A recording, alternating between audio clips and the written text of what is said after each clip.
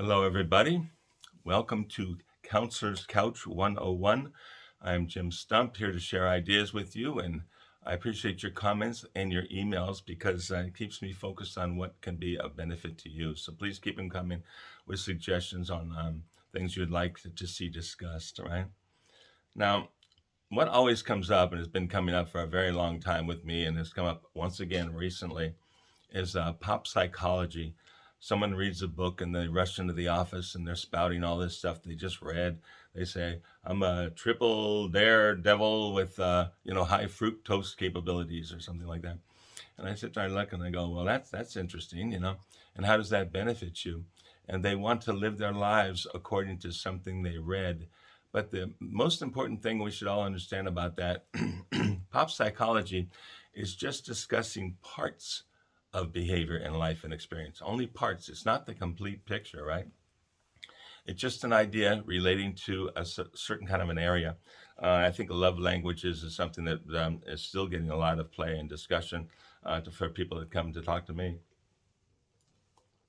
Love languages.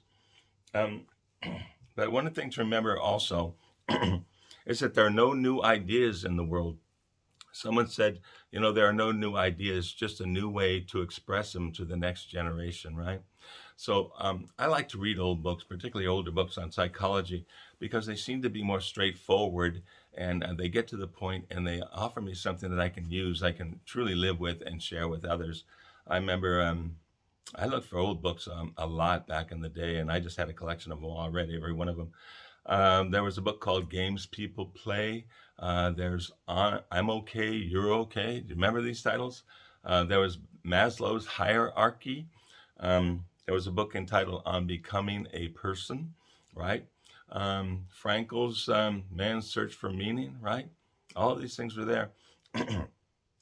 um, in my 20s, I was intrigued by this book that had been written and years before that time, and was out of print. And it was the title of the book was The 50-Minute Hour, and I kept thinking to myself, what that title just attracted me. I wanted to know what that was.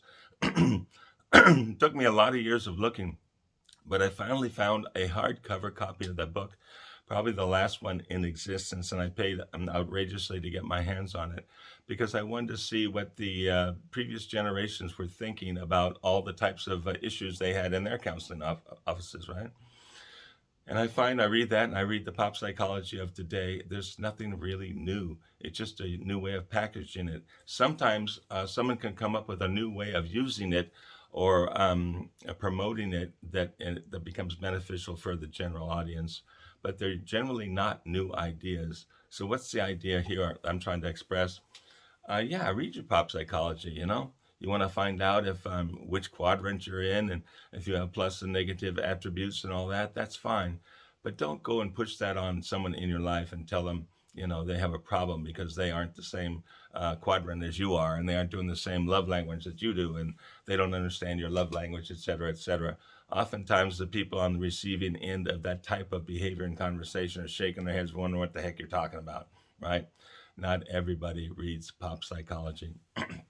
Are there benefits? Of course. Of course. There's always a truth in just about everything. People who write these books pretty much know something about human behavior, and that's what they're trying to share, right?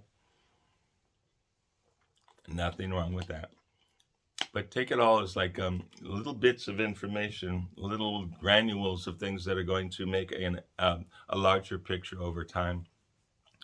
But the titles really can enlighten us on becoming a person. Games people play. I'm okay. You're okay. The whole book is in that title. I'm okay. You're okay. In other words, we're not going to let someone tell us that we aren't good enough, right? We're not going to let people drag us down. I'm okay in the world. It's okay that I believe what I believe and I act the way I act, and etc. Now, if I have a poor behavior and I want to change it, great. Go ahead, change it. Work on it. But don't let other people impose upon you what they think you should be doing, right? The whole idea is to become your own person. They used to use the word actualization, meaning whoever you really are underneath the surface and who you want to be and who you've always wanted to be. Bring that out, become genuine with yourself, and present that to the world. It is so much easier to live and walk and be on the planet if you are true to yourself. Don't let other people put negative thoughts in there and that destroy the way you behave because you're trying to meet the expectations of people that probably don't have your best interests in mind anyway. Pop psychology. Um, it would be helpful to me if some of you who have read some current pop psychology would send me the titles of the books so I can see what people are into right now. Some of the books that people are reading go back a bunch of years.